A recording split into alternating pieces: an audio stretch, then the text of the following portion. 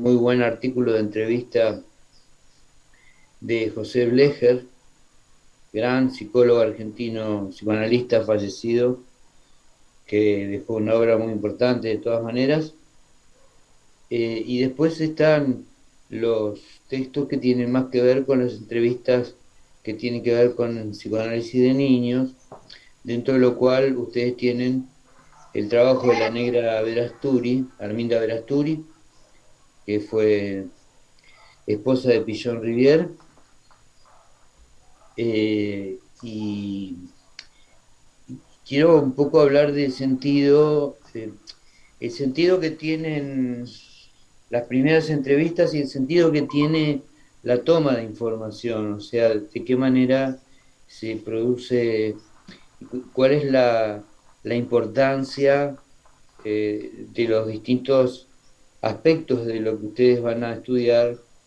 En general, la entrevista médica tradicional se llama anamnesis, que tiene que ver con ubicar cosas que uno debe recordar o tomar en cuenta respecto de la historia clínica de los niños.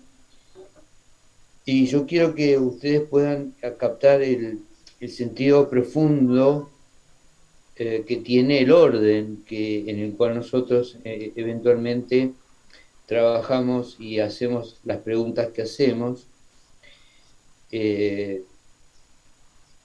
eh, y que además ustedes tienen que saber que efectivamente no siempre tenemos que seguir un orden prescrito, sino que eventualmente tenemos que partir de las situaciones que están, aunque hay cosas que son básicas, que son elementales, y quiero que ustedes las entiendan en base a la teoría. Fundamentalmente, creo que básicamente a través de los conceptos de castraciones simbolígenas de François Dolto, que realmente hace un seguimiento al hablar de castraciones simbolígenas.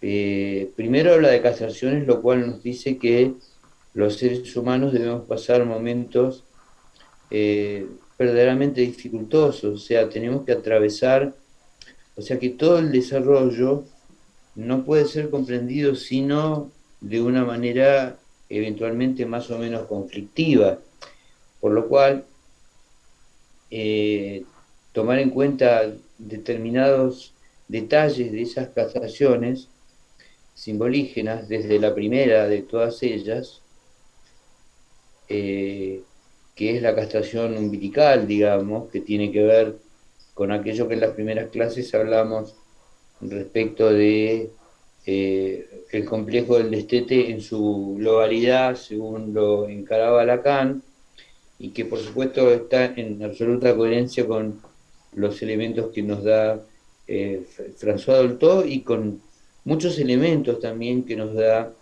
Melanie Klein, que de todas maneras, por ser una autora, vamos a decir, de avanzada, pero que trabajó primero, eh, queda quizás tal vez pegada a algunos elementos de la epistemología empirista, digamos, pero que en el fondo está también trabajando en función de poder sacar a la luz contenidos profundamente reprimidos y que muchas veces impiden al niño el desarrollo. O sea, ¿cuál es el sentido de todo esto? Que ustedes, cuando estudien el desarrollo normal, visto desde la descripción e incluso desde la explicación, por ejemplo, en el caso piagetiano, en el caso de los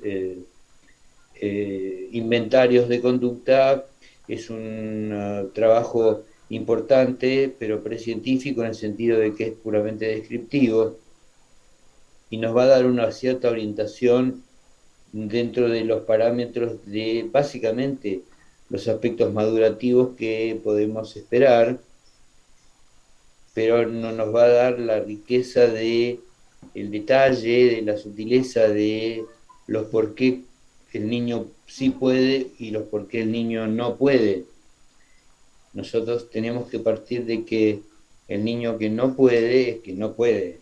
O sea, es que efectivamente hubo dentro de un camino, eh, digamos, lleno de los tropiezos que significa pasar las castraciones, que tienen que ver con prohibiciones específicas, que tienen que ver con incluir al niño dentro del orden simbólico y de la ley, y que todo esto tiene que ver, por supuesto, básicamente con el complejo nuclear de la infancia, que es el complejo de Edipo, eh, está lleno de idas y vueltas, y que los comportamientos de los niños, por más caprichosos que nos puedan eventualmente parecer, eh, bueno, tienen un sentido.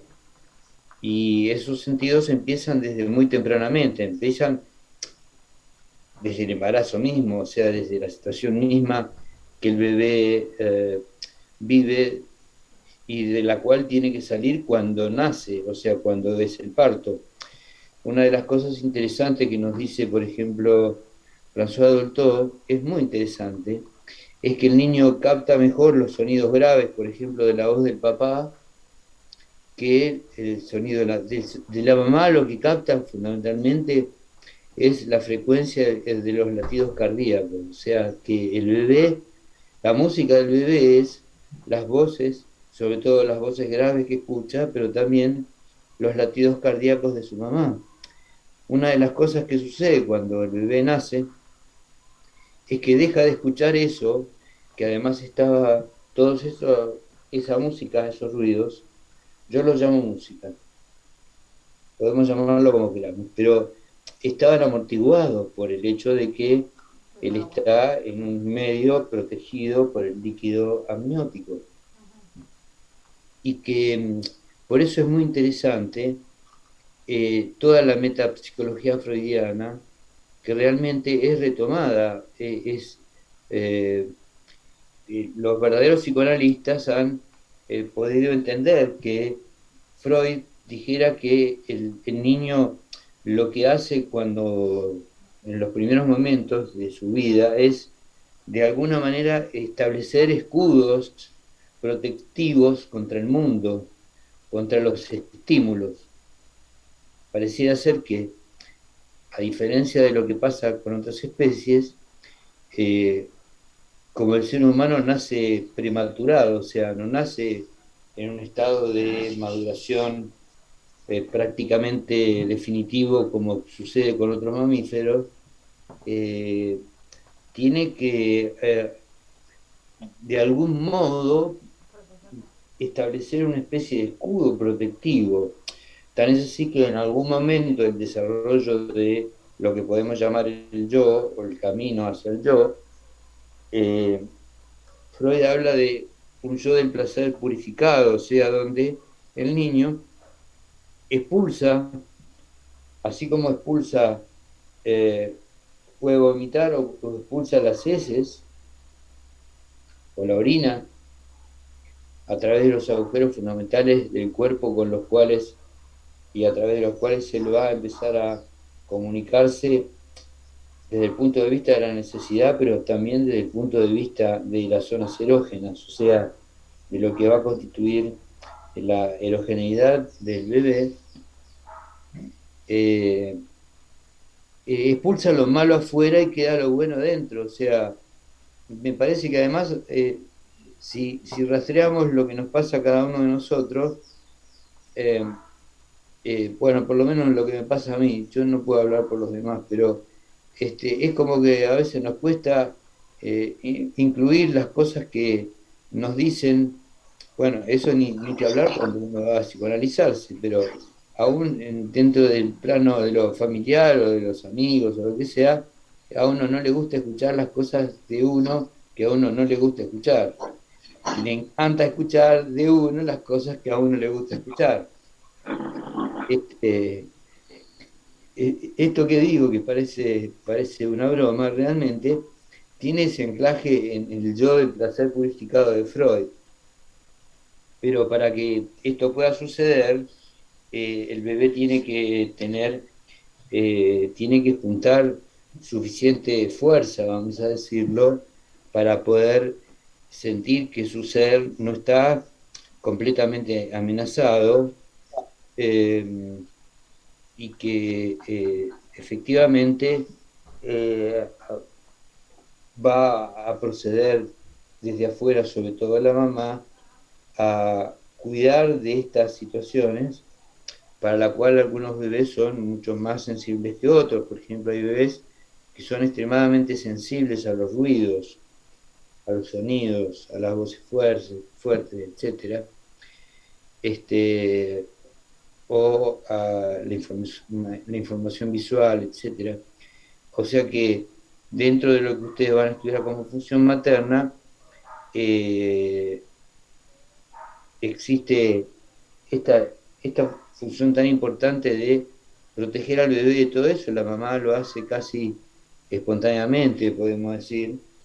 Eh, Eso más allá de alguna costumbre, es como poner una cinta roja en el puño para que no le hagan males y qué sé yo, o no sacarlo hasta no se queda, porque no digo tanto como eso, no sacarlo afuera, etcétera, ese tipo de cuestiones.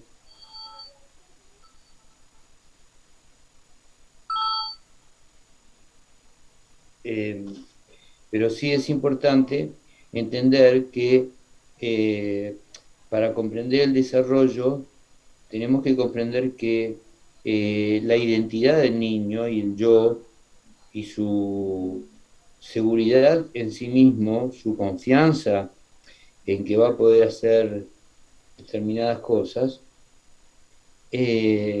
empieza desde un primer momento. O sea, cuando el bebé nace, la castración que llama umbilical François Doutor, implica que ese bebé ha pasado de ser un ser puramente imaginario en el imaginario de los padres a ser un ser real. Y, esa realidad de su ser le va a estar dado por las primeras cosas que va a escuchar, básicamente. O sea, eh, por eso es muy importante eh, varias cosas en este sentido que tienen que ver con los datos básicos que tenemos siempre en una entrevista y por supuesto cuando se elabora la historia clínica de un niño, que son los datos filiatorios.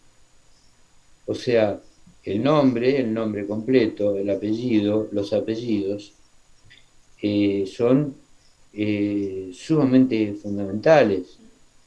Este, la manera en que se lo nombra, la manera en que se lo recibe, la mirada que se posa sobre ese bebé, eh, tiene que ver con esta castración umbilical por la cual él primero tiene que pasar a escuchar un mundo desde sin filtraciones, vamos a decir, como tenía en la panza, y donde va a empezar a ser requerido, referido de una manera o de otra, mirado de una manera o de otra, según muchas cuestiones, según sea varón o mujer, por ejemplo. Entonces, el establecimiento de su sexo biológico, me estoy refiriendo, todo lo que tiene que ver después con las cuestiones de género, por el momento las estamos dejando afuera porque digamos que la mamá y el papá tienen expectativas diversas respecto de las características del bebé, el aspecto que puede tener. Hay bebés que nacen llenos de pelo y otros que nacen pelados. Y esto puede parecer una tontería, pero de pronto para una mamá o un papá esto puede ser importante. Eh, digamos, cuando nosotros hablamos de una escucha alerta a pequeños detalles sutiles, tiene que ver con estas cuestiones. Y efectivamente, lo que nosotros podamos a través del diálogo con el papá y la mamá, si es posible con ambos, cuando estamos hablando de niños recién nacidos y estamos trabajando, o estamos trabajando en un servicio de neonatología, seguramente hay muchas cosas que podemos detectar en el tono de la voz, en la alegría mayor o menor que tiene que ver con el haber sido deseado de una manera o de otra, y donde efectivamente la realidad siempre nos desmiente lo que eventualmente esperamos. Eh, Profe, yo le sí, quería hacer una consulta dale. para saber qué piensa por si los finales y esa pregunta. ¿Qué piensa usted sobre la postura de que los padres o la familia intervenga en la función materna que se está generando entre ese niño y esa futura mamá en la relación que se pongan a intervenir los padres de cómo criar al niño, de cómo eso puede llegar a ser, digamos, a interferir en la relación entre madre e hijo a largo plazo, digamos, ¿Vos te referís a la intervención de quién? de los padres. O sea, por ejemplo, mi mamá interviene en mi relación con mi Sí. hija. Eso a largo plazo. Eh, A digamos, ver, es muy malo, no es conveniente. no, mirá, en realidad es conveniente que el niño aprenda a vivir y es muy importante, aunque al comienzo es casi una relación de simbiosis profunda con la mamá que está vinculada básicamente casi inmediatamente a la etapa oral, en el sentido de que hay una conexión directamente física. O sea, se puede pensar el desarrollo como la toma de distancia y el cuestionamiento a la omnipotencia. La- Vieron que Freud decía His Majesty the Baby, Su Majestad el bebé. En realidad el bebé lo que de alguna manera toma o se le transfiere es His Majesty the Mother.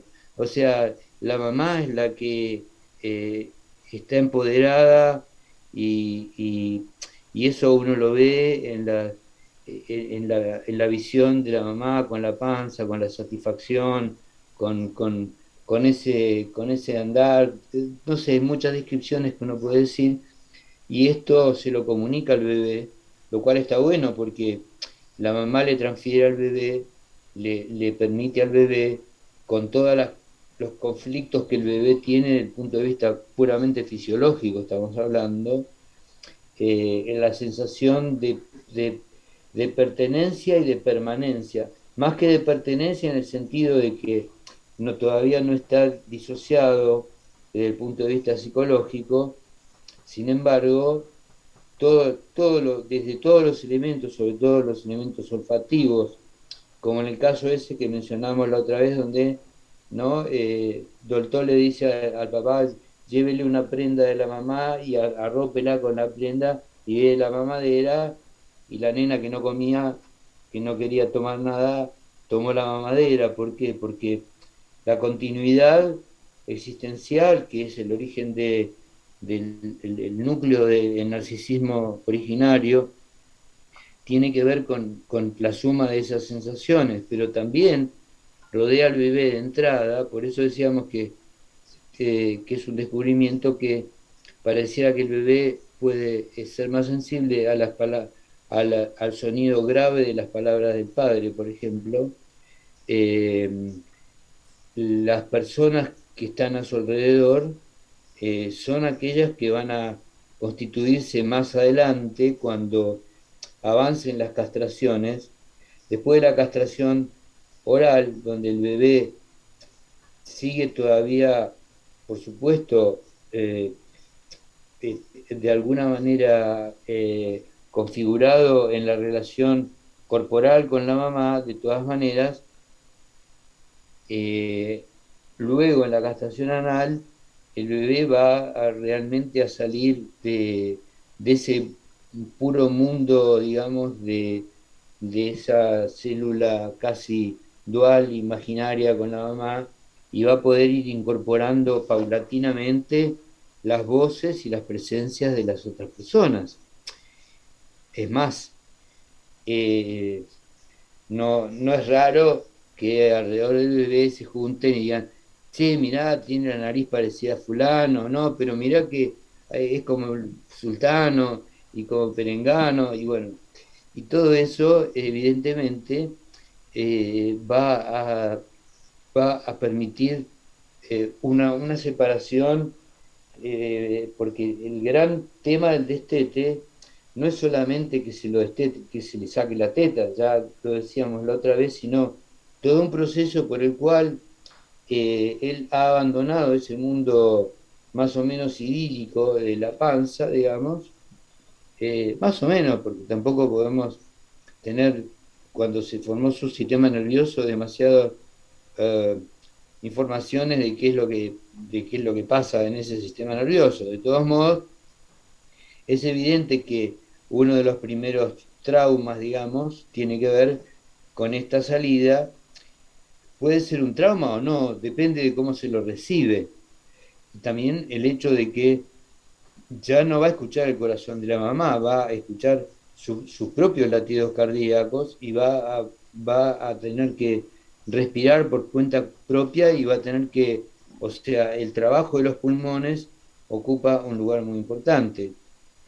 Eh, eh, de todas maneras, la forma en la cual eventualmente eh, cada, cada uno de la familia o del entorno del niño proyecta cosas sobre el niño va a ser parte de la historia de este niño, porque es muy importante que una vez que se ha logrado la castración anal, o sea, que esto tiene que ver sobre todo con el hecho de que eh, va a tener mayores independencia de movimientos y, y además va a descubrir en algún momento, porque una de las cuestiones es, bueno, me llaman como con un nombre varón, me llaman con un nombre de nena, me ponen una sabanita color rosa, me ponen una sabanita color celeste, etcétera, etcétera, etcétera.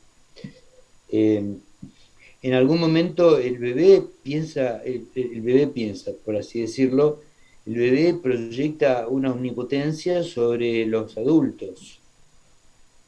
Eh, y lentamente va pudiendo desprenderse de esa omnipotencia de los adultos. O sea, y esto tiene que ver con lo que ya habíamos mencionado en relación al tema del complejo de Edipo y básicamente a la angustia de castración y las diferentes reacciones que tienen los varones y las nenas respecto de esta diferencia. Pero en algún momento el niño puede aceptar, en la medida que los adultos lo acepten, ¿no? Que eventualmente eso ha sido producto, entre comillas, de un azar. Si era XX o era XY, eso es una cuestión más o menos azarosa.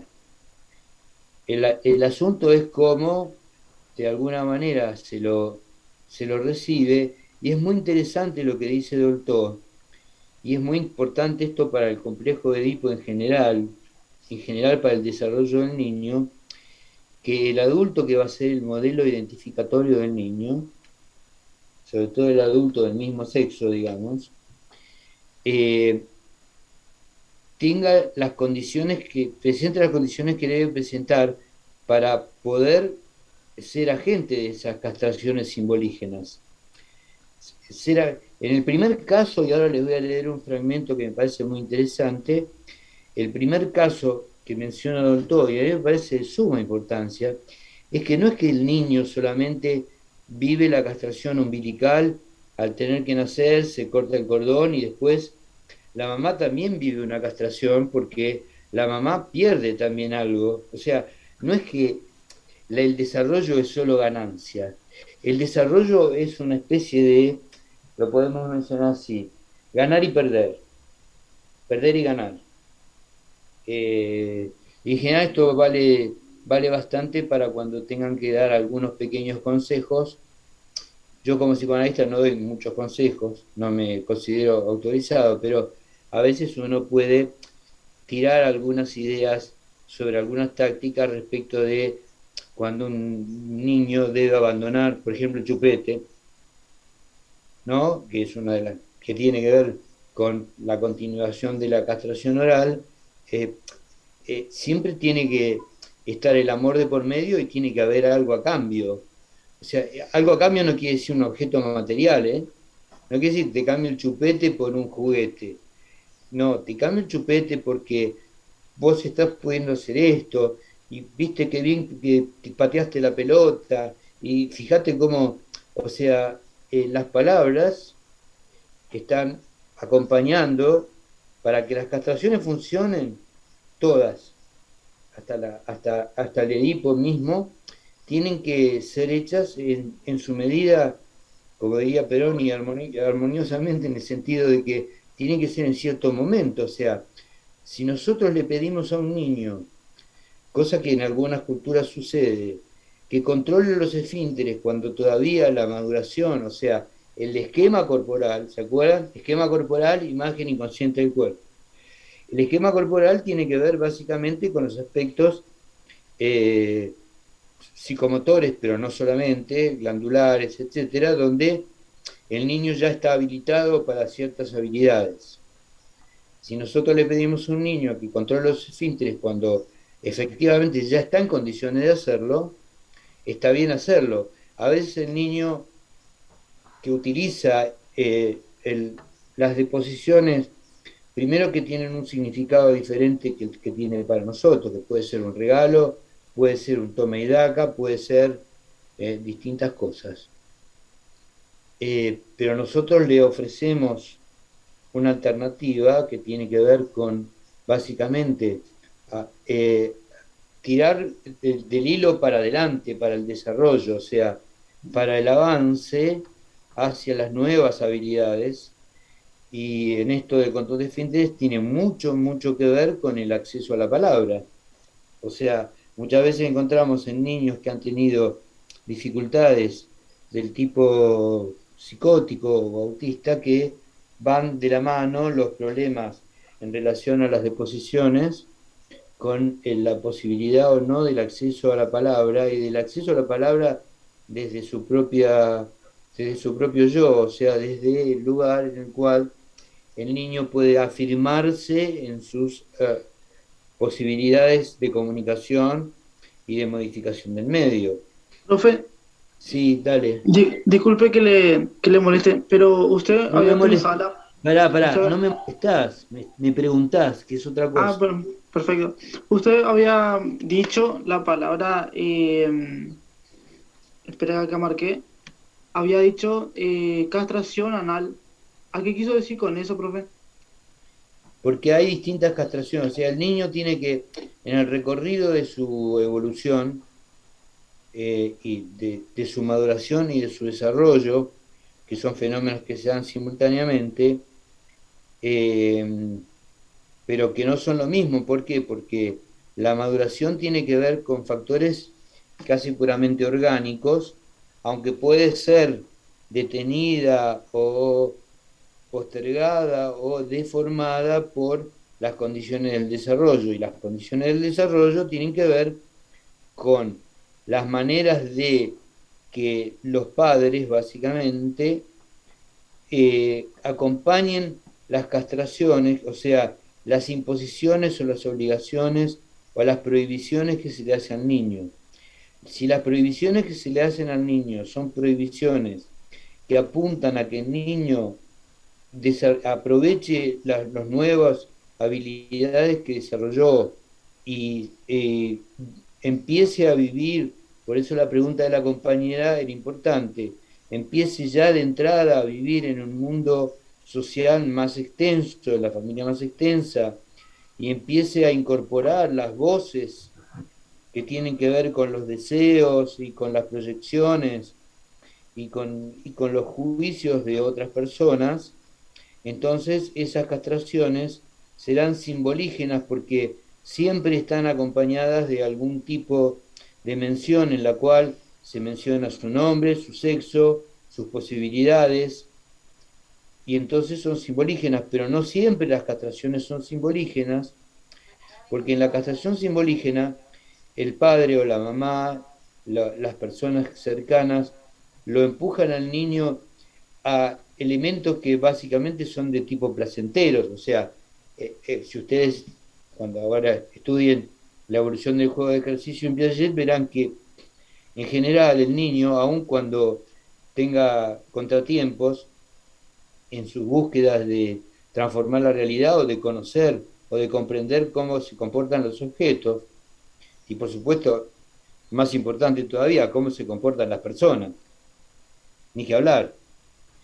Aunque Piaget no estudió tanto eso, básicamente el niño explora y busca y encuentra las miradas que de alguna manera sancionarán, irán sancionando. O sea, las castraciones no son solamente palabras, son sanciones de diverso tipo que tienen que ver con la gestualidad. Por eso digo, ustedes cuando observen y escuchen, no el tono de voz, la mirada, los recuerdos, las inflexiones que los padres van a dar respecto a las contradicciones eventuales que pueden encontrar entre papá y mamá cuando hablan de su niño, etcétera. Y además ustedes no tienen que hacer juicios sobre eso, sino que tienen que registrarlo, porque si el papá esperaba un varón, por algo lo esperaba, y si fue una decepción para él, habrá que trabajarlo en su momento, pero no censurarlo, digo, usted es una porquería porque no aceptó que era una nena, qué sé yo. Aunque ya que estamos hablando de este tema, tenemos que decir que hay componentes sociales históricos donde efectivamente nacer varón o nacer nena eran diferencias muy grandes. Era lo que pasaba en la sociedad china tradicional, por ejemplo, y probablemente en muchas sociedades todavía esto funciona de esta manera. Eh, no quiero decir que tenemos que estar sensibles a esto. Ahora, se llaman castraciones que son simbolígenas y funcionan en ese sentido proactivo del desarrollo. Ahora, las castraciones pueden ser también de tipo que apunten a una estructura perversa. Si, por ejemplo, eh, el papá, un ejemplo que da doctor, si el papá censura a su hijo varón cada vez que se relaciona con alguna mujer de la familia o cercana a la familia, o una hermana, o una tía, o lo que sea, es posible que esté apuntalando a ese chico para que llegue a la homosexualidad. ¿No? Si él es el dueño del diálogo con todas las mujeres, el famoso padre de la horda del que hablaba Freud en el mito, Freud trabajaba con algunos mitos, digamos, porque efectivamente hay cuestiones que solamente terminan en el mito, digamos. Las ciencias terminan en un mito o en una fórmula, ¿no? La masa por la velocidad de la luz al cuadrado, bueno, o una fórmula o un mito. En algún lado terminamos la ciencia, o sea, la ciencia nunca parte de un cero absoluto que es una certeza. El que cree que la ciencia parte de la certeza, vaya a hacer otra cosa, dedíquese a la música o a alguna otra cuestión, porque a esto no. Las ciencias no parten de la certeza. Profe, Sí, dale. ¿le puedo preguntar entonces, porque no me está quedando claro, cuál es la diferencia entre la entrevista y la anamnesis? Esto que usted dijo, por ejemplo, los datos Sí, con sí, respecto sí, a sí, la ahora lo voy a aclarar. La anamnesis es situación, un es parte de interrogatorio. los datos que uno va a recibir. Ustedes van a trabajar en parte con datos que corresponderían a una anamnesis. Si vos llevas a tu hijo al pediatra, no sé si tenés un hijo y si lo llevaste al pediatra. ¿Tenés hijos? Sí, ¿Sí tenés? profe, sí tengo. Sí, ¿Lo tengo. llevaste al pediatra? ¿No? Sí, Primero cada unos días, después cada 2 semanas, bueno. No, hay todo un un protocolo proceso, del pediatra. Bueno, con lo que hay que el cumplir. pediatra te va a hacer una serie de preguntas. Las Sí, preguntas que en general hace el pediatra son preguntas que están ordenadas según una secuencia más o menos fija y que tienen que ver con detectar, ¿no?, eventuales problemas que pueden aparecer desde los primeros momentos, sobre todo en los neonatos, hasta los primeros meses, etcétera, ¿no? Por eso claro. toma los reflejos, etcétera, etcétera, y hace una serie de preguntas que son importantes, ¿no?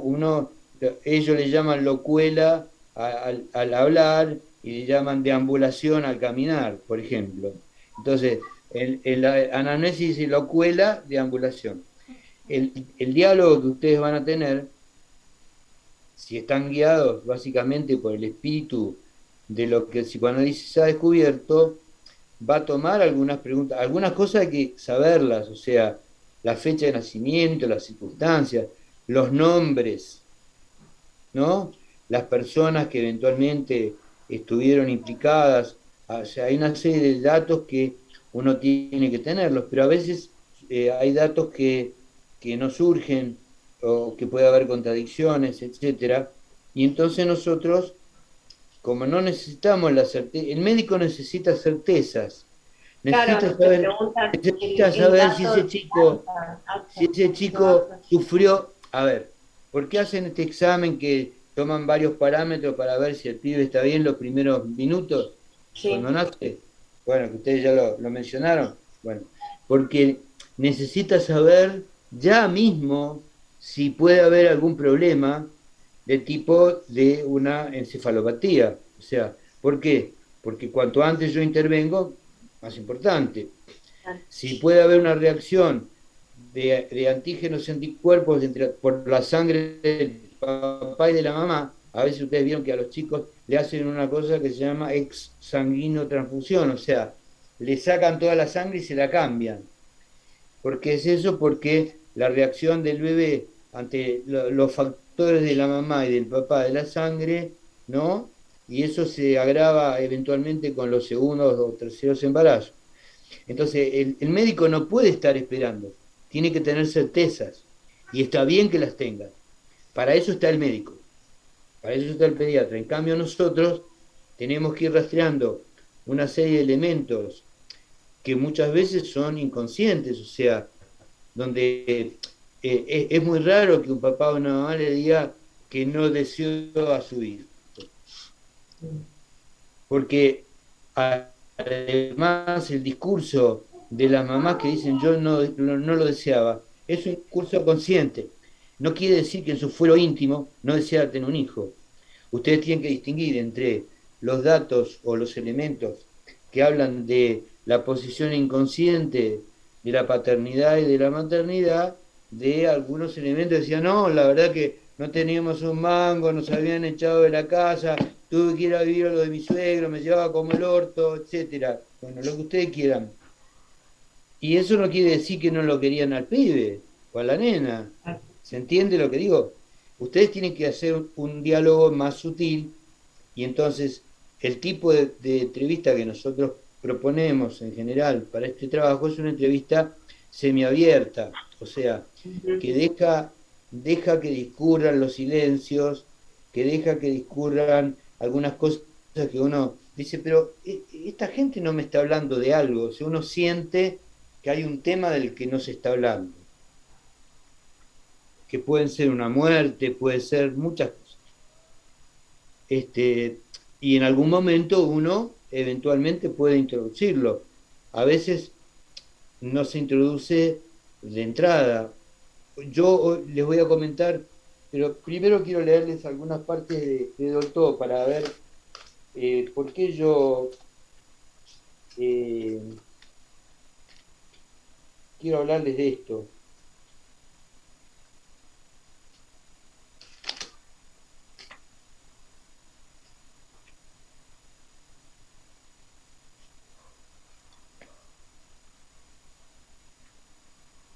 Fundamentalmente el tema que antes de leerles una partecita del libro y lo que les estaba por decir, al final se desvió un poco el tema, es que el niño sufre o la niña la castración umbilical, tiene que respirar y además tiene que vivir ya, cuando estaba en la panza estaba como un astronauta, vieron, ¿no? Que están así flotando dentro de la nave en el espacio. Bueno, cuando el tipo nace, siente su propio peso, o sea, aunque esté apoyado o transportado, está llevado de un lugar a otro y siente el peso del cuerpo.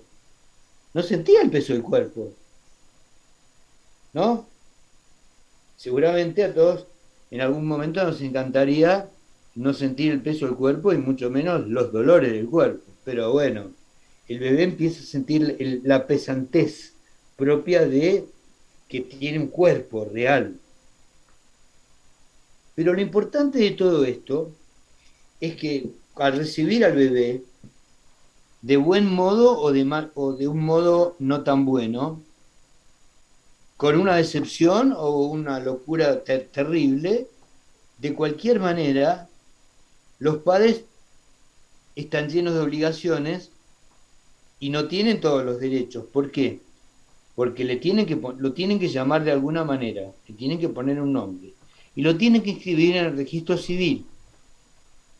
Cuando el papá y la mamá tienen que ir obligatoriamente al registro civil, si no le cobran multa, lo cual es realmente poco para lo que habría que hacer, pero de todas maneras, entonces están asumiendo frente a la sociedad la castración propia de ellos.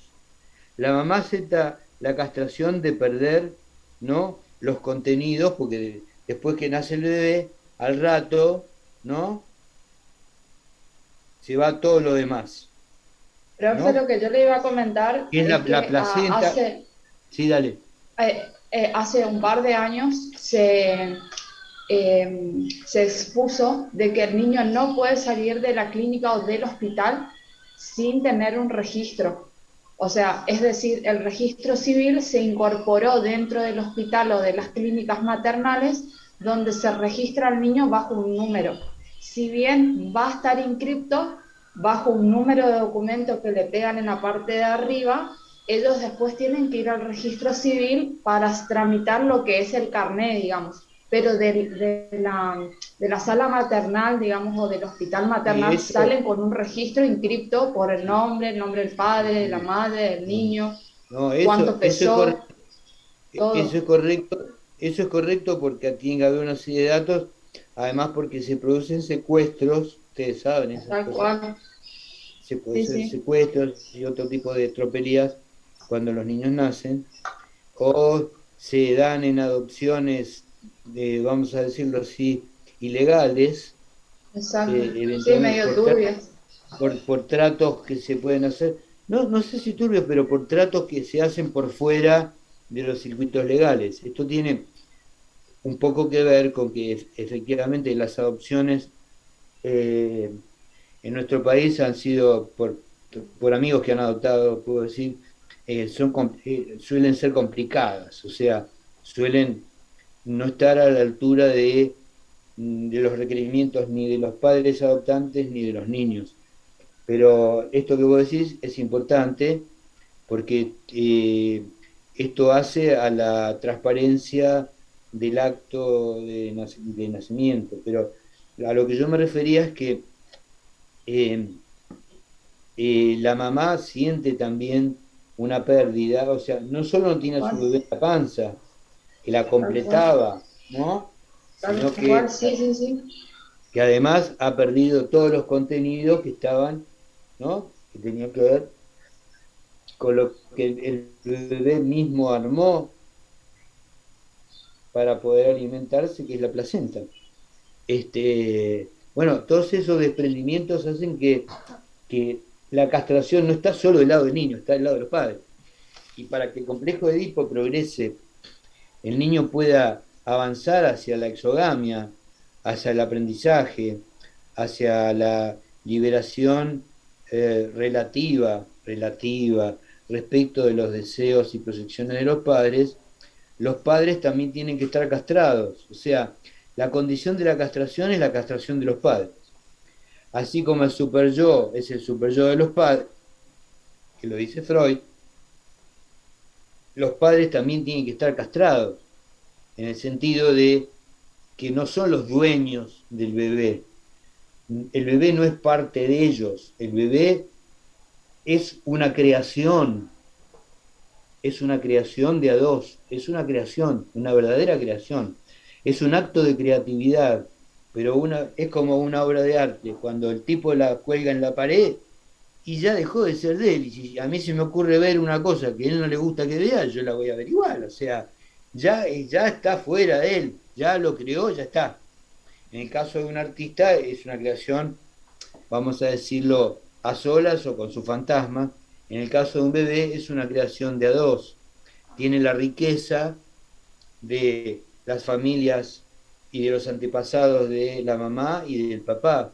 Cuando ustedes escuchen hablar lacanianamente del significante del nombre del padre, esto no se refiere solamente al padre, se refiere a la cultura, se refiere a que el niño, al ser inscrito en el registro civil y en otros registros posibles, registros fotográficos, el registro que ustedes quieran, eh, ese niño es reconocido como un ser independiente, o sea, como un ser que necesita.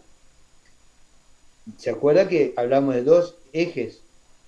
La necesidad y el deseo van juntos. Hay que satisfacer la necesidad, pero hay que permitir el deseo.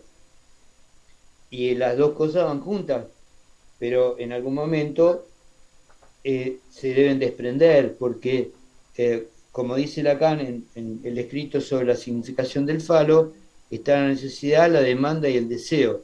El deseo se cuela entre la necesidad de amor, que es infinita y es inagotable, y la necesidad, que es una necesidad que se puede colmar, o no. Desgraciadamente nosotros tenemos que luchar acá en medio de un mundo donde, digo en nuestro país y en gran parte del mundo, donde las mínimas necesidades no han sido colmadas. Eso no quiere decir que no, que el niño que no ha sido colmado en su necesidad no haya podido desarrollar el deseo. Y por eso yo creo que es muy importante que nosotros pensemos en la educación. La educación empieza desde el nacimiento, o sea, Dolto está en contra de la palabra entrenamiento, entrenar los esfínteres o lo que coño sea, no importa. Ella dice, no hay entrenamiento en el ser humano, hay educación.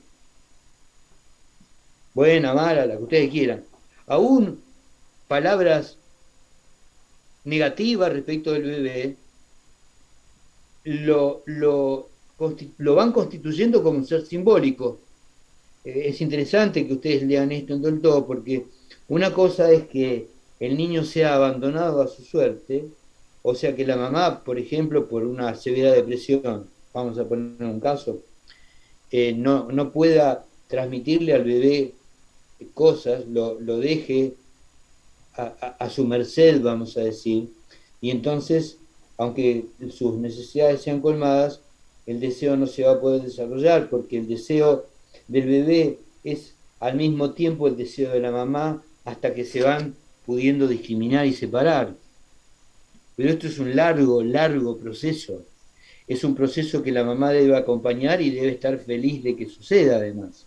Y el papá deben estar felices de que el bebé muestre señales de su propia, por ejemplo, cuando se le empieza a dar de comer y el bebé uno le quiere dar y el tipo tira el coso y quiere agarrarlo él con la mano. Bárbaro, buenísimo. Bueno, come como quieras, loco. Después te lavaré las manos, qué sé yo. Pero es muy importante reconocer entonces que los actos de autonomía tienen que ver con lo que el niño ya siente que puede hacer cuando se le ha permitido sentirlo y no se lo ha censurado o no se lo ha inhibido en esas capacidades. Por eso es tan importante la primera etapa, y es importante esto que estamos diciendo de la castración, o sea, el padre y la madre que están castrados, ellos dos y como pareja, vamos a decirlo, y como pareja, van a permitir entonces que el niño atraviese la castración acompañándolo, mimándolo, dándole fuerza, ayudándolo cuando hay momentos difíciles, ¿no?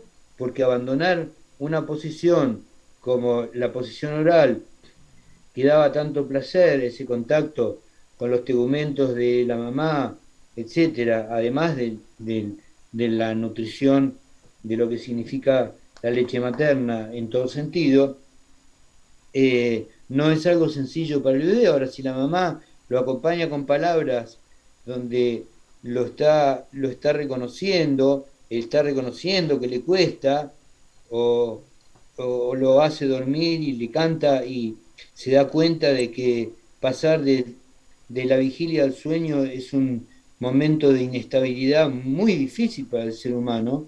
Fíjense que hay muchas personas que tienen problemas de sueño, ¿no? Que no pueden dormir, que tienen insomnio, Profe, etcétera. ahí se podría decir con lo que dijo usted que los padres son castrados, se podría decir de que el papá es el que le va a castrar a a la mamá, algo simbólico por decirlo así, porque Ambos sí, ambos tienen que estar castrados en el sentido de pensar que eh, al crecer, al crecer desde el punto de vista sexual y genital, digamos, se reconoce que están que tienen que pagar una deuda. ¿Se acuerdan que hablábamos de la antropología y que en las sociedades circulan las mujeres en el sentido de que cuando un clan brinda una mujer para un matrimonio al otro, ¿no? Eh, eh, que el otro queda en deuda, digamos, y tiene que brindar una mujer al otro, etcétera, etcétera. O sea que más allá de que estemos de acuerdo o no con que lo que circulan son las mujeres, porque me han cuestionado esto en muchas clases de hace muchos años, pero yo estoy diciendo lo que Levi Strauss describe. Quizás no tenga razón y los que circulemos somos los hombres, pero somos tan giles que no nos damos cuenta. Este, pero la cuestión es que la relación sexual en la sociedad humana está limitada y acotada por las relaciones de parentesco y por el hecho de que los clanes y las estirpes humanas se deben unas a otras y que se requiere entonces de una relación de alianza con otro para que esto funcione. Cuando la relación de alianza no funciona bien, o sea, cuando en una familia todo se cocina de una manera interna, vamos a decirlo, estamos en una patología psicológica grave. Yo les voy a recomendar una película, si estuviéramos en clases presenciales, que la vamos a tener pronto, por suerte, proyectaría la película. La película se llama Ana y los lobos. No sé si alguna de ustedes o alguno de ustedes lo vio. Es una película, como yo soy un poco antiguo o post-antiguo, según mi amigo, es una película bastante vieja, española, de Carlos Saura, que es uno de los mejores directores españoles. Hay un En documental, esa profe, en película, Netflix. ¿eh? En Netflix hay un documental de esa película. Hay un documental sobre la película. Sí, sobre la mujer. La que hace la protagonista es la hija de Charles Chaplin. Bueno, Eh, de la historia. Bueno, pero yo no les voy a contar toda la historia.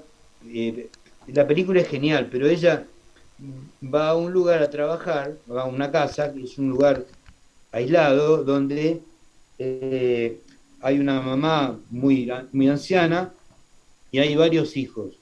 Cada hijo tiene una patología.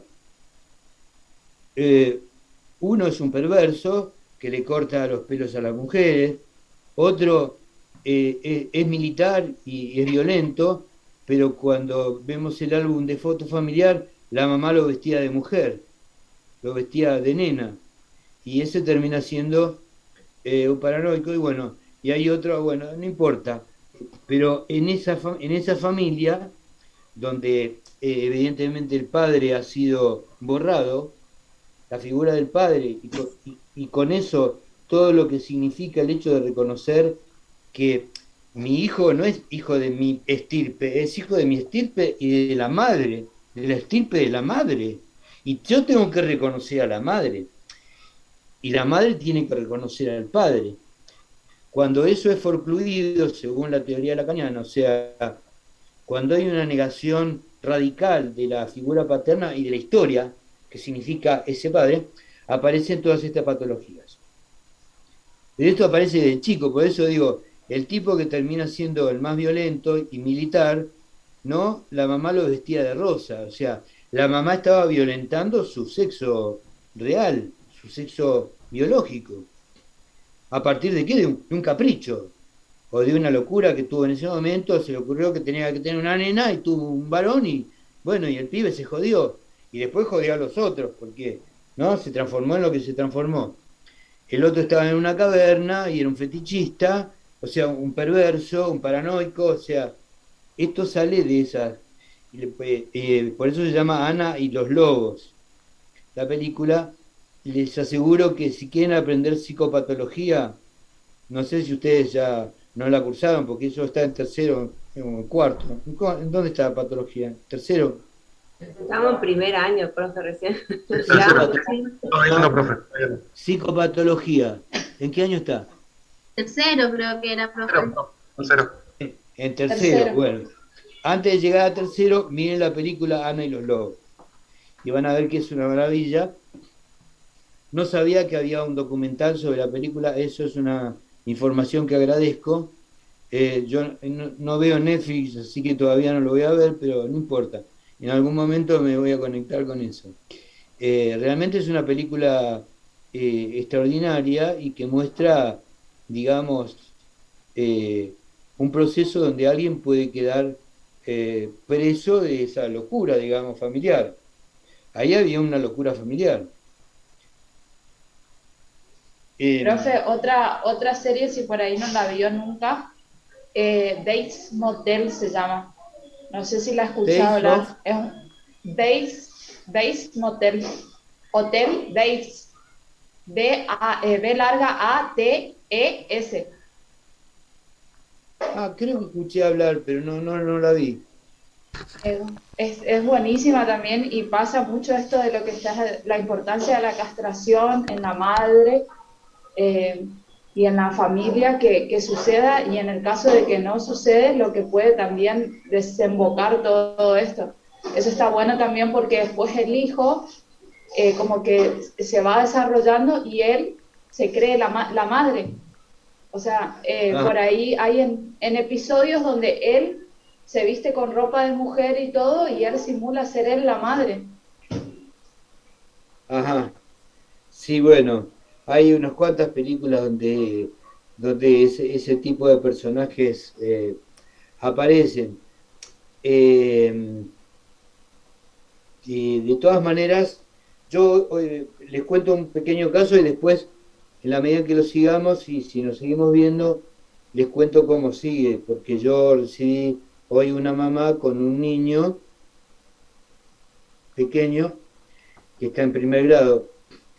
Y la mamá, bueno, me mostró que le mordía los brazos, que estaba violento, que contestaba mal, y que resulta que el papá del niño, que no está acá en la provincia, no tuvo otros dos hijos, un varón y una nena. A la nena no la quería tener, pero le dio el apellido, y a este último hijo no le dio el apellido, y la mamá me decía, lo llevo afuera, qué sé yo.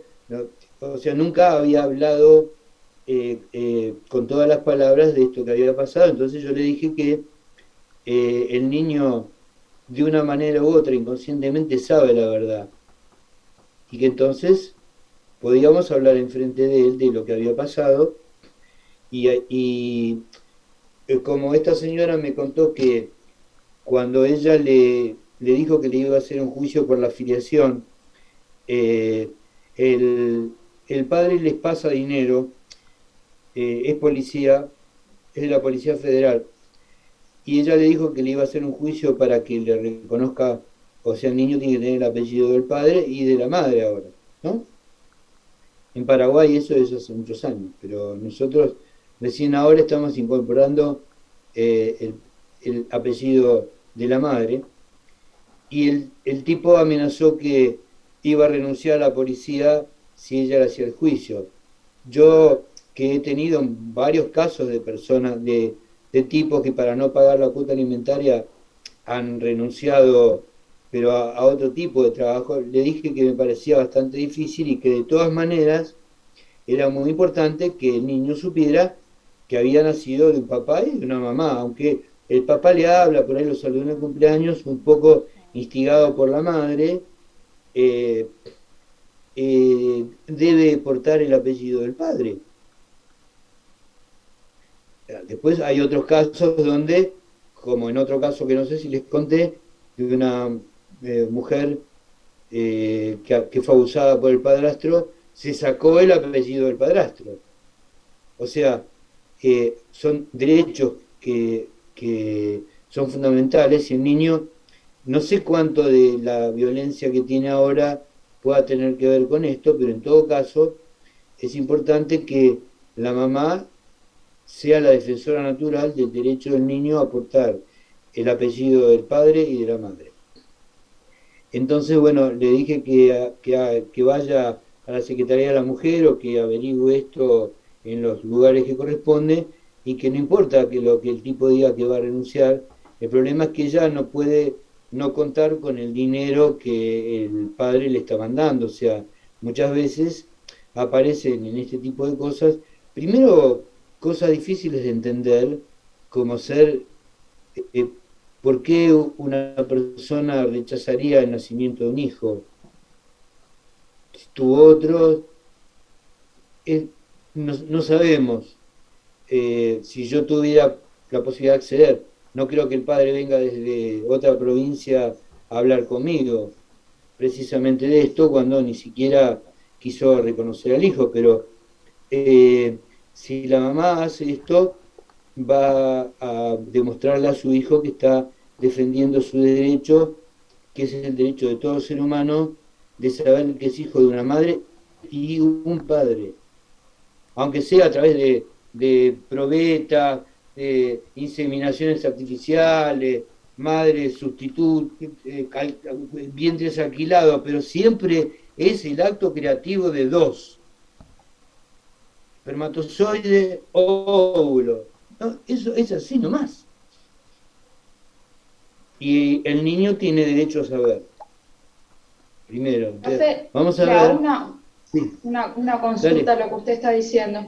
Y con respecto a esto de este paciente y el tema del apellido, ¿no tiene que ser como más como una elección de decir, o sea, no sé ni bien, no puedo escucharlo bien por mi internet qué edad tiene el niño, pero ser una elección de decir, si bien nacimos de un padre y una madre, tener la elección de decir quiero o no llevar el apellido del padre, por más Bueno, que sea mi padre, y sí, no sí, tener que entiendo estar por eso. una cuestión, digamos, por una Eh, cuestión el legal, ni- la obligación de llevarlo. en algún momento el niño, a partir de lo que esto eventualmente, porque la mamá me dice que trata de estar en buenos términos, etcétera. La idea sería lograr de que el padre, de la mejor manera posible, y si es posible sin la intervención legal, pudiera reconocer a su hijo, porque es su obligación, es la castración de la que estábamos hablando. Ahora, si en algún momento el hijo, cosa que yo he visto, hay casos, decide por distintos motivos sacarse ese apellido, también tiene derecho a cierta edad. ¿Cuál es la edad legal? No lo sé. Realmente es una buena... habría que averiguar. Hay momentos en el cual una persona a cierta edad puede definir que no quiere llevar ese apellido. Pero digamos que en el momento del desarrollo y cuando el niño todavía es un niño, eh, supongo que esto debe ser después de los 18 años, pero habría que verlo. Eso le iba a decir, Desde el mientras punto de tenga vista... la mayoría de edad, lo puede hacer, digamos, pero tiene que presentar Claro. Sí, digamos, sí, en los claro. registros todos los motivos por los Sí, cuales sí. no desea llevar el Por nombre eso, o apellido. por eso mi paciente que fue abusada por el padrastro, el primer juicio que hizo fue sacarse el apellido. Ahora está haciendo un juicio penal. Y yo estoy por presentar un informe que me pide el juez en lo Claro. correccional y penal. Por supuesto, pero digamos que estamos hablando en líneas generales para que ustedes puedan percibir eh, que la travesía del niño tiene que estar acompañada por una travesía de alguien que moralmente o éticamente también esté en condiciones de poder hacer las prohibiciones. O sea, para que mi prohibición tenga un sentido favorable, saludable, en el sentido del desarrollo, mi prohibición tiene que tener un sentido que acompañe el crecimiento y la maduración del niño. Si hacemos como hizo Schreber, que sometía a sus, que era por sometimiento, o sea, el niño tiene que querer, tiene que poder identificarse con esa figura paterna, por ejemplo, y es muy importante, ¿por qué? Porque el niño hay muchas cosas que Dolto dice, los niños están sometidos a la angustia de castración, a toda la cuestión de la castración y al complejo de Edipo, porque efectivamente no tienen poder sobre sus padres, o sea, los padres tienen poder sobre él. O sea, no puede. Además de que, por supuesto, el complejo de Edipo tiene que ver con una imposibilidad porque mamá ya es de papá, listo. Tenés que comerte el sapo y ver si te gusta alguna de las vecinitas que tenés al lado. O sea, pero para que eso funcione, tiene que evidentemente haber una relación cariñosa de los padres hacia él, donde eventualmente se le permite ciertas concesiones en algunos momentos. O sea, no es que no lo sacamos de la habitación y no lo dejamos entrar nunca más. ¿Se entiende? Porque si no, que esto no se viva como consejos de lo que hay que hacer, porque yo no doy consejos de lo que hay que hacer. ¿No? Para sacar a veces a los chicos de la cama de los padres, cuesta un Perú. A gente normal, no estoy hablando de gente perversa. Hablo de madres y padres normales. ¿Se entiende lo que digo? Ahora, Schreber era un paranoico, entonces produjo una perversión de los afectos del hijo y produjo una imposibilidad de identificarse con la posición paterna. Cuando le agarra la paranoia a Schreber, la biografía que estudia Freud y que nos la comenta y nos la analiza, de cómo se vuelve paranoico ese señor, un señor muy inteligente y que cuando tiene que ocupar una posición de poder dentro del juzgado, dentro de un juzgado como si fuera el máximo tribunal, vamos a decir, en ese momento al tipo le agarra la paranoia, o sea, cuando tiene que ocupar una posición paterna, no la puede ocupar, porque no pudo identificarse con un padre que era un perverso, que los ataba a la silla y no lo dejaban mover. ¿Se entiende lo que digo? Entonces, cuando hablamos de castración, ese señor no estaba castrado. El padre, que encima era pediatra, era famoso, era como si fuera estos médicos de la televisión que son famosísimos. Más o menos eso era el padre de Schreber.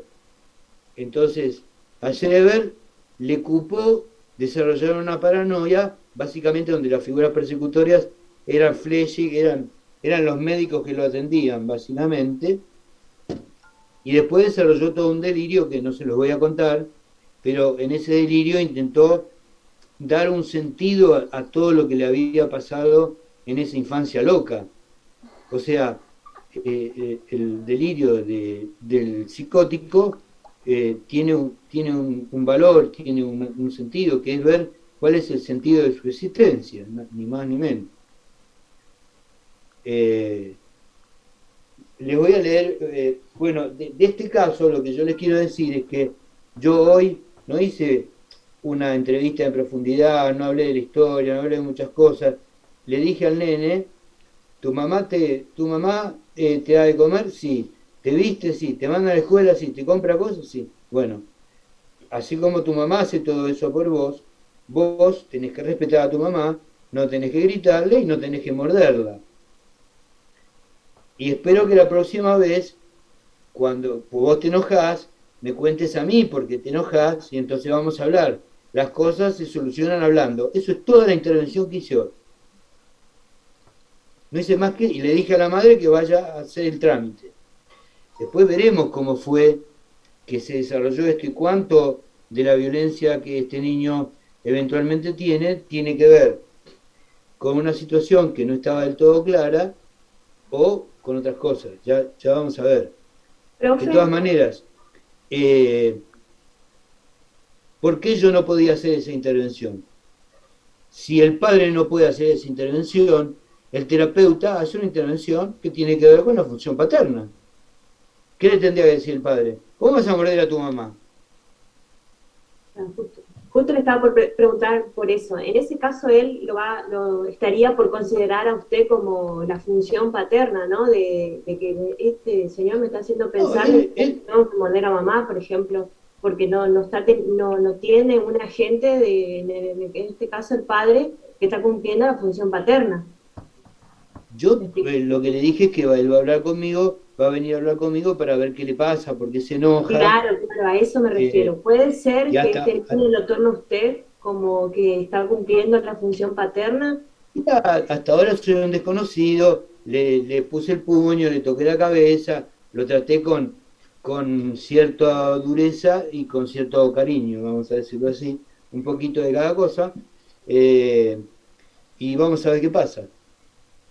Pero lo que quiero decir es esto: si ustedes siguen la receta, tengo que preguntar por esto, cuándo nació, cuánto pesó, cuánto va a ver. No, ahora no, ahora tengo que intervenir sobre la situación esta, entonces hago esto.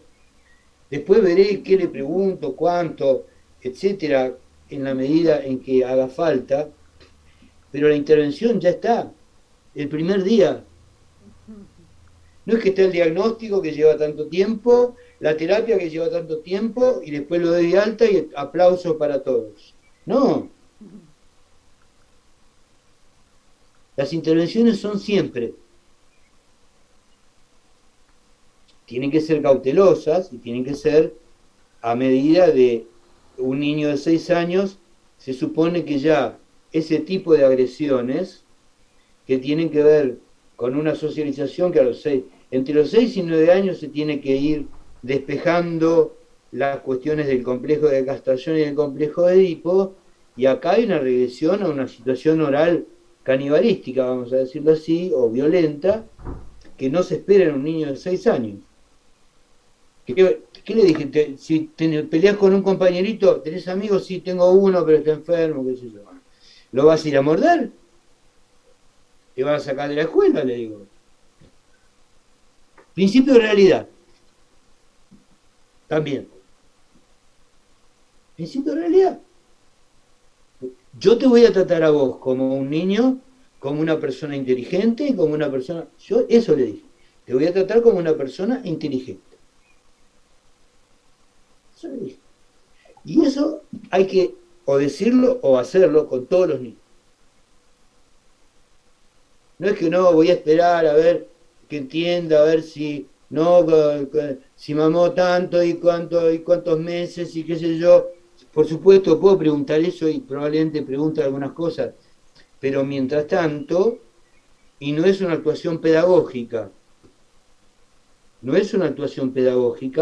aunque hay educación, porque Doltos dice que siempre hay educación. Entonces la terapia no se confunde con un acto pedagógico, pero tiene un elemento educativo que es el mismo elemento del desarrollo del cual yo estoy hablando. ¿Se entiende lo que quiero decir?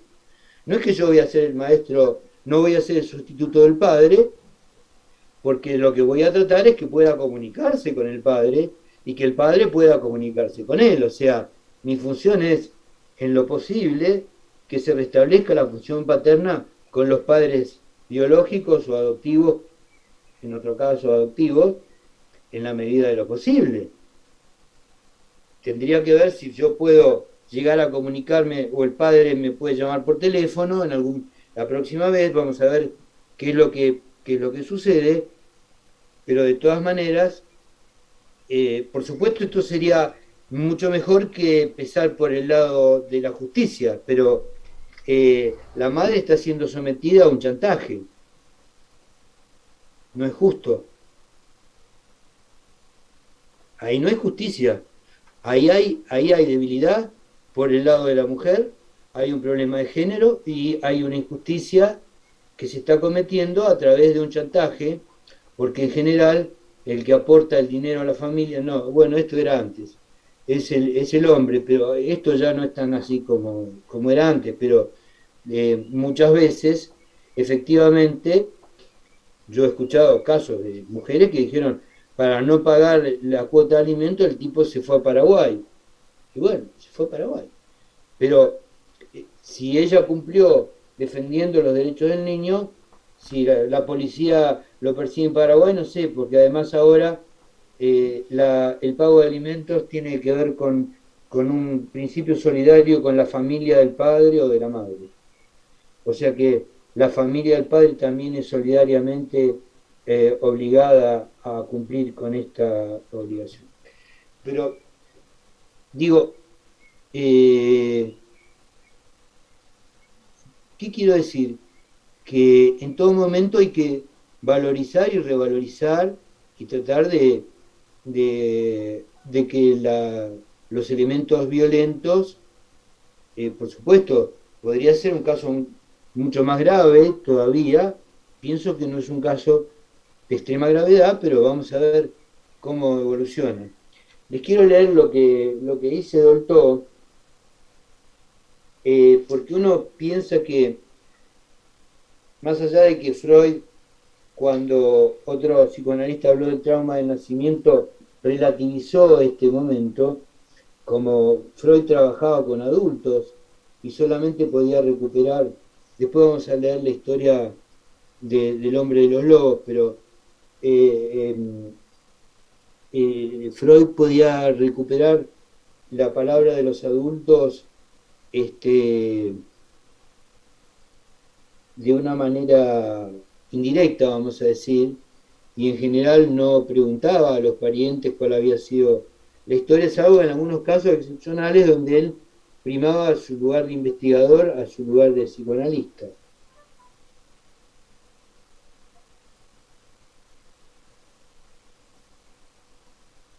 Voy a empezar por la página 75, en el acápite sobre la castración umbilical. Esta pérdida de percepciones conocidas y este surgir de percepciones nuevas constituyen... Tengo que voy a bajar el aire.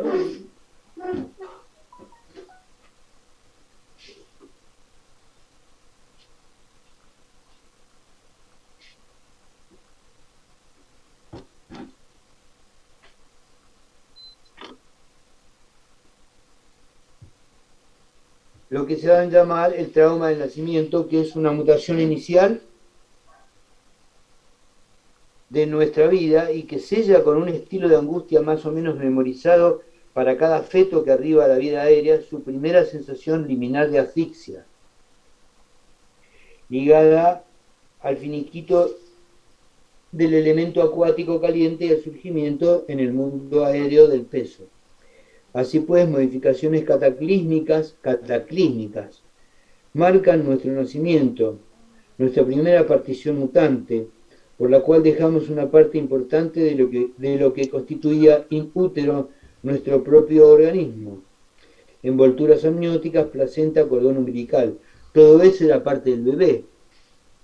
El bebé era todo eso, no era solamente el bebé, todo eso era el bebé.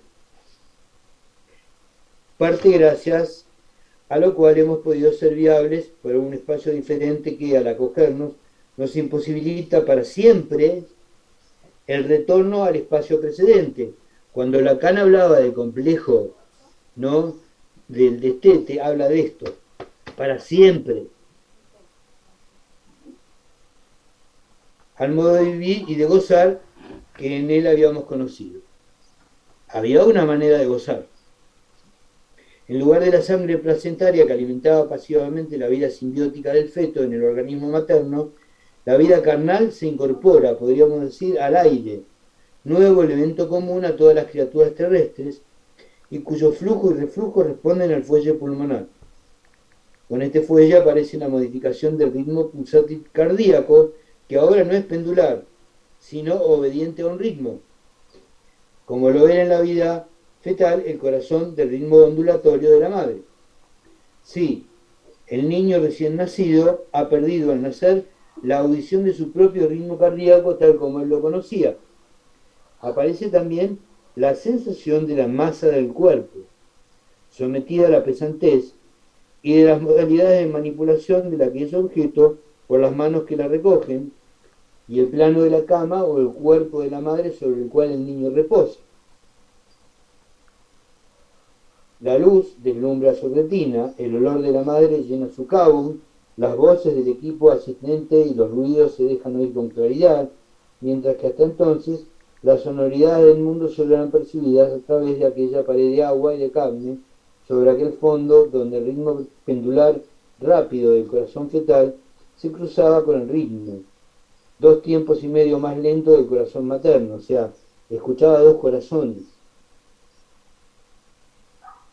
Según las horas del día, estos ritmos sincopados se alternaban con los de la marcha del cuerpo portador y con los ruidos de su actividad industriosa, marcados a veces por vibraciones sonoras que las palabras, sobre todo las de las voces graves masculinas, transmitían ahogadas hasta el huevo en que el niño iba desarrollándose. Por la noche este doble ritmo auditivo reposaba y a él se sumaban el ronquido del sueño materno y los borborismos de los movimientos viscerales digestivos de la madre dormida.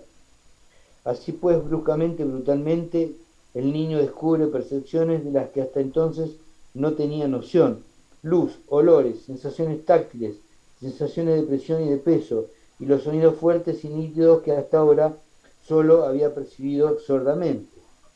Fíjense que Freud, sin haber hecho observaciones de este tipo, cuando dice que el sistema perceptivo va para defenderse del afuera, ¿no? Tiene razón. El elemento auditivo más destacado será, por su repetición, el de su nombre, significante de su ser en el mundo para sus padres. El nombre es el significante de su ser en el mundo. Significante de su sexo, igualmente, porque esto es lo primero que oye. Es un varón. El otro día escuché una historia donde la nena tenía un nombre de varón y le pregunto yo a la madre, y entonces me dice que le pone el nombre del santo, porque no sé qué problemas había tenido, no me acuerdo ahora, el santo de ese día, o sea, ni siquiera es para joderla a la nena, sino porque le pone el nombre del santo que la va a cuidar, digamos, y es un nombre de varón. Fíjense los criterios que a veces uno escucha. Yo nunca en mi vida había escuchado una cosa como esa y realmente, y le pregunté, al rato le pregunté, ¿no? Porque no me parecía una persona exótica, ni rara, ni qué sé yo, me parecía una persona sumamente normal. Y entonces, fíjense la influencia, cómo la influencia de la cultura, en este caso la cultura religiosa, también entra a jugar, antes de empezar, entra a jugar. Es una cosa impresionante. Y antes, encima, profe, hace muchísimo tiempo era muy osado el tema de llevar nombre de santos. Es más, si no ponías a uno de tus hijos un nombre de un santo, como en esa época María o Magdalena o Antonio o algo, eras Satanás, más o menos. No Bueno, ponerle a tu hijo el nombre de un santo era... es muy interesante lo que dice Antonella, porque evidentemente los factores religiosos que tienen sus aspectos positivos también tienen eventualmente efectos que, como en este caso, yo no sé si esto va a afectar a esa nena o no, este, pero el motivo era ese y solamente ese. O sea, era casi para defenderla, le puso ese nombre de varón.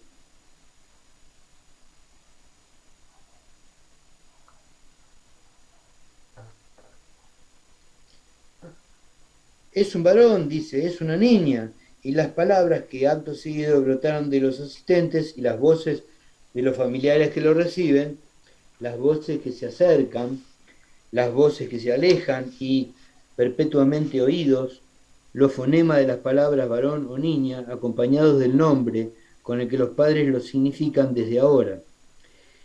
Una cosa que a ustedes les va a pasar si trabajan con chicos autistas es que muchas veces los chicos autistas se tapan los oídos. Los psiquiatras biologistas piensan que eso es porque el niño es muy sensible a los ruidos.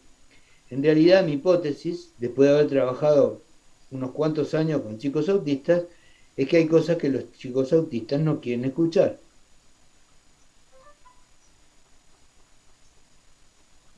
Este nombre y esta calificación, la calificación de su sexo, son lanzados por voces animadas por la alegría o por la reticencia, expresando la satisfacción o no del entorno.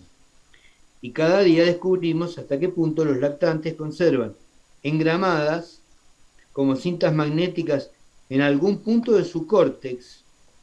Es muy interesante que diga en algún punto de su córtex, porque ustedes saben que el chico a esa altura es subcortical, o sea, la corteza cerebral no sabemos cómo está funcionando.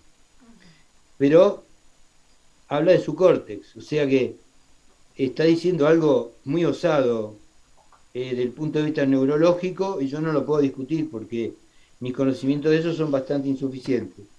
Estas primeras significaciones de alegría narcisizante, ya desde entonces, o de reticencia, cuando no de pesadumbre, una nena,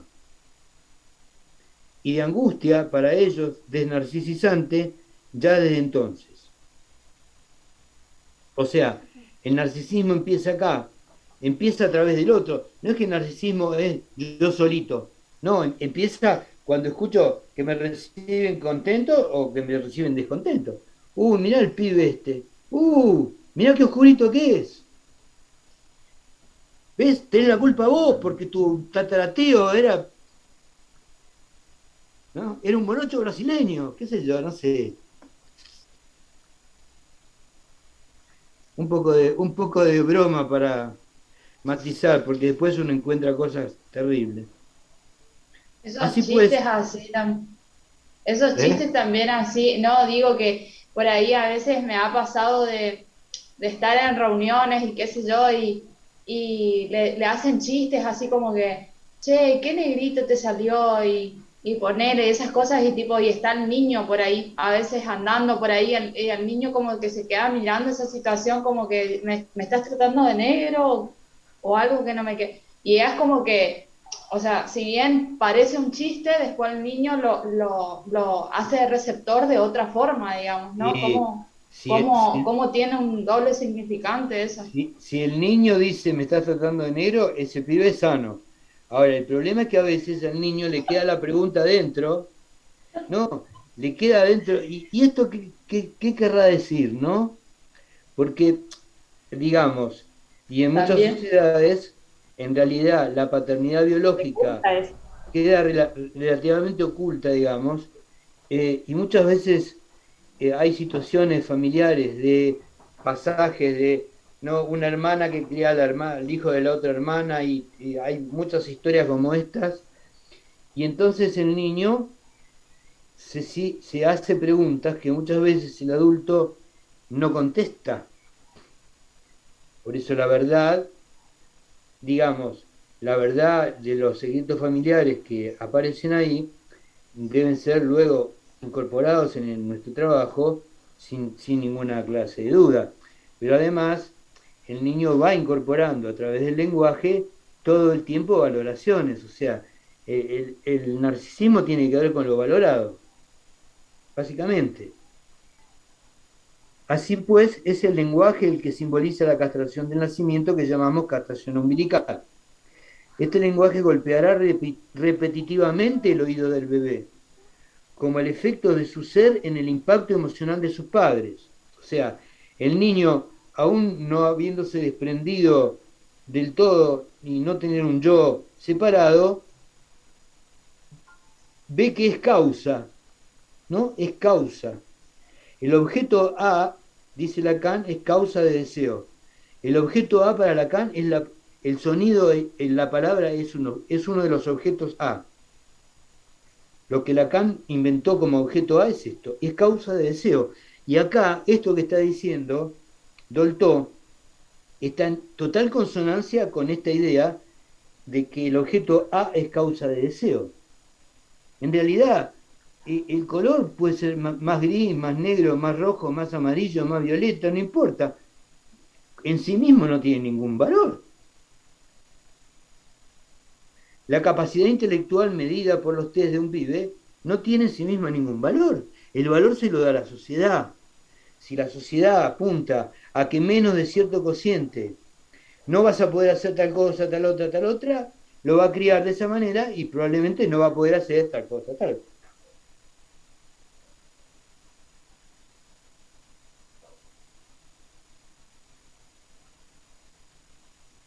Y esto está muy claro en el hecho de que si ustedes toman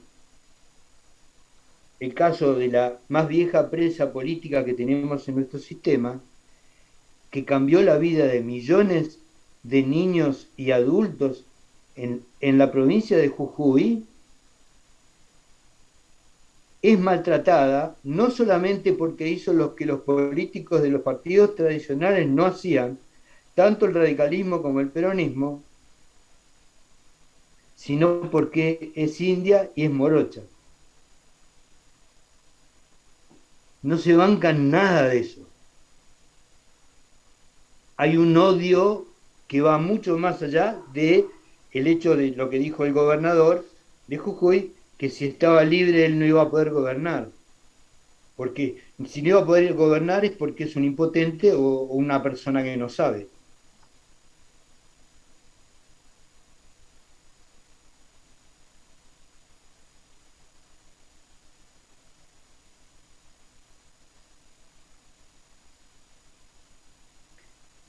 Este lenguaje golpeará repetitivamente el oído del bebé con el efecto de suceder en el impacto emocional de sus padres al capricho de las sílabas sonoras, sin que sepamos exactamente cómo le es posible percibirlos. No sabemos. Es como si todos estos afectos, acompañados por fonemas, encarnaran un modo de ser narcisístico primero. Hay un narcisismo originario, aun cuando el niño no comprenda el significado semántico de las palabras. Y se arma una especie de cosmovisión interna, que es el narcisismo, a partir de esto. Pero tiene que ver con los fonemas que escucha. Las sílabas primeras que nos han significado son para cada uno de nosotros mensaje auditivo, símbolo de nuestro nacimiento, sinónimo del presente en el doble sentido de actual y de don, que es el vivir efectivo para este niño, de imaginario que era para los padres pasa a ser realidad. O sea, presente en el sentido de actual y de don. O sea, presente como un regalo, es un don. Pero presente porque ahora está vivo, de verdad, afuera, no es una imagen. Realidad irreversible, femenino, masculino, así es él y así será, como se presentó ante todos, ante sus padres y ante los representantes de la sociedad que lo acogieran. Como varón o niña, con nombre de varón o de niña, es dado por su padre a su madre, recibido por su padre de su madre, recibiéndolo ambos no solo el uno del otro, sino de las generaciones anteriores que los trajeron a ellos mismos al mundo y también del destino que lleva o no para ellos el nombre de Dios, pero que de cualquier manera ha asignado esta existencia. Es inexorable, el bebé es niña o varón, así son las cosas, un hecho ajeno al poder de los padres. Algún día, si encuentro el libro, les voy a leer. Hay un antropólogo de Princeton que estudió el caso del hermafroditismo real, o sea, esos casos de personas que tienen los dos órganos genitales de varón y de mujer. Existen casos, son raros, pero existen. Y el antropólogo nos cuenta que 3 sociedades reaccionan de manera diferente a ellos. La sociedad norteamericana los trata como un despojo. Hay otra sociedad donde pasan desapercibidos y no, es como si fueran invisibles. Y en otras son como dioses. ¿Se dan cuenta de lo que somos los seres humanos? Lo que para uno es un dios, para otro es un despojo. ¿Por qué? Porque tuvo la mala suerte de nacer con los 2 tipos de órganos genitales. Hermafroditismo. Me acuerdo de esto y se los digo, porque entonces nosotros tenemos que ser muy conscientes de que los valores que nosotros estamos manejando, muchas veces, la familia, los padres, los vecinos, no están manejando los mismos valores. A mí no se me hubiera ocurrido nunca ponerle el nombre de un santo a un hijo mío, porque ya lo estás cagando. ¿Por qué va a tener que ser santo? Si quiere ser malo, por ejemplo, bueno, pero a algunas personas se le ocurre.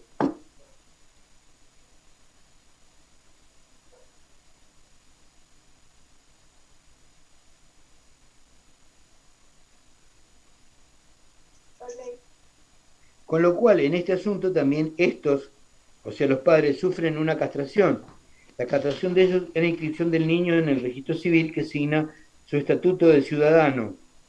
Suceda a sus padres lo que les suceda, lo protejan o no puedan protegerlo, pero no les pertenece enteramente, pues es un sujeto legal de la sociedad sobre el cual sus derechos son limitados y su deber ilimitado. O sea, el deber de los padres no es limitado, es ilimitado. Los proyectos fantasmáticos del nombre y de sexo se acaban con la fijación de esta inscripción en el registro civil, incluida la pertenencia a quien lo reconoce legal o adulterino, o a quien se niega a reconocerlo legalmente o más aún afectivamente. Ya no hay fantasmas posibles una vez cumplido este acto en el registro. El niño ha ingresado en una realidad de la cual no podrá desprenderse, salvo obedeciendo a la ley. La simbolización, esto tiene que ver con lo que hablábamos hoy de sacarse el apellido y toda esa historia. La simbolización para recién, ustedes saben que hay sociedades aborígenes donde a cierta edad la persona cambia de nombre. O sea, lo normal de esa sociedad es que pasado determinado momento, como una especie de rito iniciático, la persona cambia de nombre. Parecería ser que los aborígenes quizás estén más avanzados que nosotros, en la idea de que el cambio de nombre puede acompañar el cambio de las cosas que podemos hacer o no. No sé si a ustedes se les ocurrió pensar esto, pero lo estoy pensando ahora, o sea, el dato antropológico lo tengo de haber leído bastante, digamos, pero estoy pensando en el sentido profundo que para esa sociedad encarna el nombre, en el sentido de que el nombre acompaña, o el cambio de nombre acompaña el cambio de la persona. Y quizá nosotros estamos aprisionados en los nombres. Parte del trabajo del psicoanalista es trabajar sobre el nombre propio. La muerte del padre, el nombre propio, los deseos. Todas esas cosas. Cuando en la persona transcurre un análisis felizmente, vamos a decirlo, si es que uno puede decir que lo hace felizmente, uno asume los elementos que están implicados en su nombre, en su apellido, sobre todo en el nombre.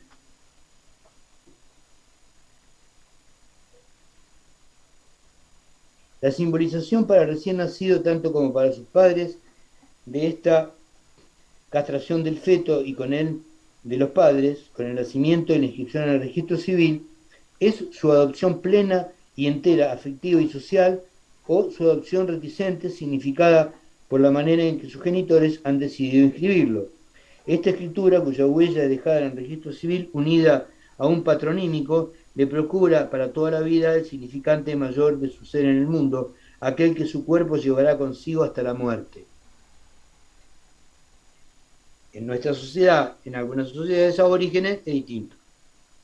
Es realmente sorprendente, pero sí, el impacto producido sobre el recién nacido por la escucha y las percepciones que él tiene del surgimiento de alegría, corazón a corazón, de sus padres, o por el contrario, de la depresión en la que su nacimiento, porque es de tal sexo o presenta tal o cual aspecto, ha asumido a uno de los padres o a ambos, reaparecen siempre en el psicoanálisis.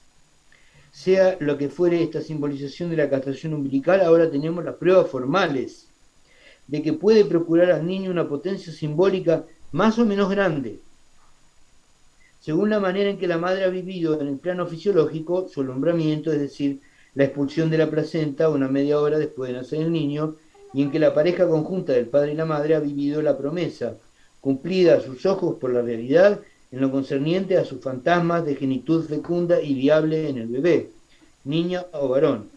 Pueden sentirse colmados, pero el bebé puede no concordar con lo que en sus fantasmas ellos habían esperado.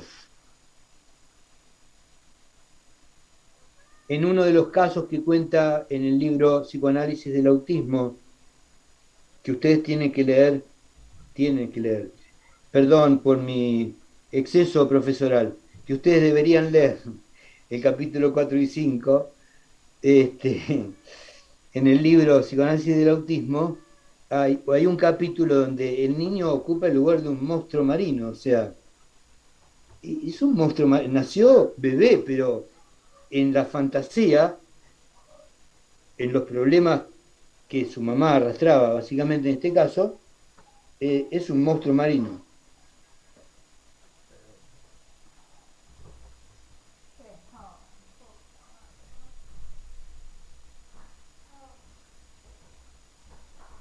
Así pues, hay dos fuentes de vitalidad simbolígena que promueve la castración umbilical. Recuerden que la castración simbolígena promueve cosas buenas, digamos, vitalidad. Una se debe al impacto orgánico del nacimiento en el equilibrio de la salud psicosomática de la madre y con ello de la pareja de cónyuges en su relación genital. La otra es el impacto afectivo que la viabilidad del niño aporta en más narcisismo o menos narcisismo a cada uno de los genitores, quienes por ello van a adoptarlo con las características de su emoción del momento y a introducirlo en su vida como el portador de sentido que en ese momento él ha tenido para ellos.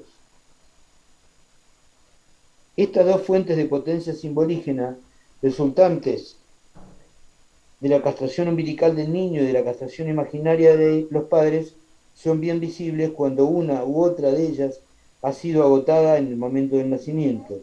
La muerte o morbidez de la madre marca de manera indeleble con una culpabilidad inconsciente para vivir a todo niño que por el hecho de su nacimiento pareció ante su padre haber sido responsable de un efecto patógeno o mortífero sobre su genitora. Asimismo, cuando el sexo y la apariencia del niño han decepcionado profundamente, a la vez consciente e inconscientemente a uno u otro de los padres, más aún si fue ambos, para este niño el vivir está ligado fundamentalmente con su nombre a una culpabilidad. Lenguaje inculcado al sujeto relativo al vivir de su deseo en su cuerpo. Esto se nos aparece en los casos de psicosis precoces que tenemos que atender, donde el deterioro de los medios de comunicación del deseo es, como observamos, el de un orden simbólico precozmente perturbado.